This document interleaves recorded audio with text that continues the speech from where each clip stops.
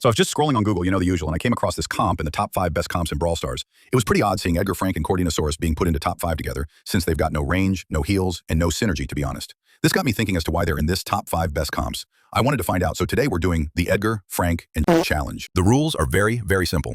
We have to use Edgar, Frank, and cardiac arrest in every single game mode, and if we lose even once, we have to delete every single viewer's Brawl Stars account. With that being said, let's get into it. The showdown game starts with me on Frank trying to grab my birthright, aka the cube next to me. But these two annoying long rangers annoy me so, instead of fighting back, I retreat and lead them to my teammates. When I come back, this greedy genius unloads his full blast into my immunity shield. Smart move, honestly, but he ends up going down. No kidding. While I kept dying, my cancer cell was wiping the entire lobby. Griff ended up getting revenge on me. Now that I had died, I was stuck as a spectator and couldn't provide help.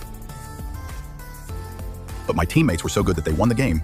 I carried, by the way. As we're going into the second game, I want to talk about any potential reasons why this comp could be decent and top 5. And at the end, I'll give it an overall rating. So let's start with the positives. It has a lot of aggression with 2 assassins and the highest health brawler in the game. It also thrives in closer range maps because it's not very hard to get to enemies. I suppose something I learned while playing this comp is that Frank and Edgar are such a good diversion that it completely drives focus away from Cordford. That's the main saving grace for this comp, because Edgar and Cord themselves aren't the best right now, and Frank, well, he's just Frank.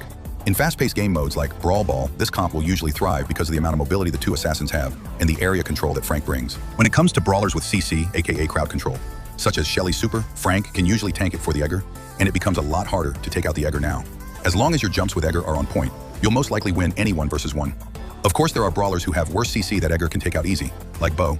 So as Edgar, you want to prioritize enemies with no jumps, slows, speed boosts, and stuns. Oh, and as weird this sounds, with this comp, Edgar is probably the best gem carrier, since he can get to safety fast. But do not play this comp in gem grab. Edgar, Frank, and Cordelius also have above average movement speed, so it can become hard catching them.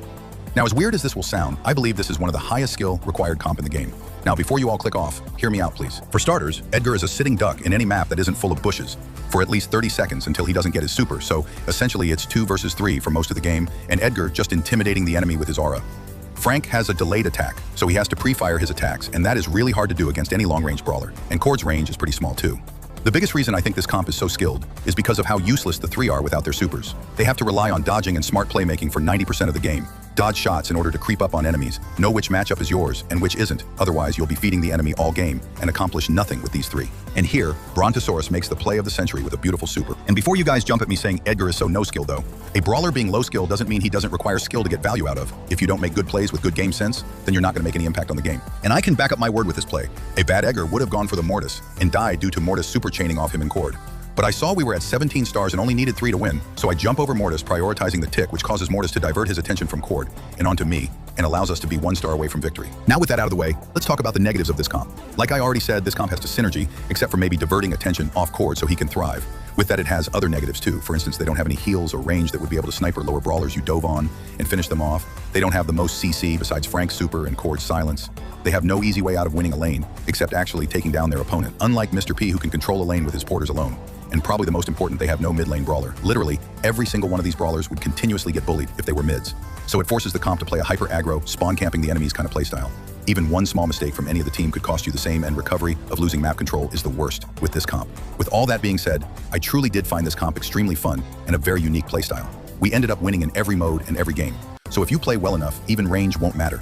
But you have to play well is the main downside. So how would I rate this comp? With everything that has been said, I'm going to rate it in 3 categories. 1 is ease of use, 2nd is effectiveness, and 3rd is overall how good the comp is and do I think it deserves to be top 5. Ease of use is 1 out of 5. Effectiveness, if played right, is a 3 out of 5. Overall, including enjoyability, I'd give it a 4 out of 5. And I personally don't think it deserves to be in top 5. It's just not as good. Doesn't compete with the ones above it and even below it, to be honest. It is very fun though.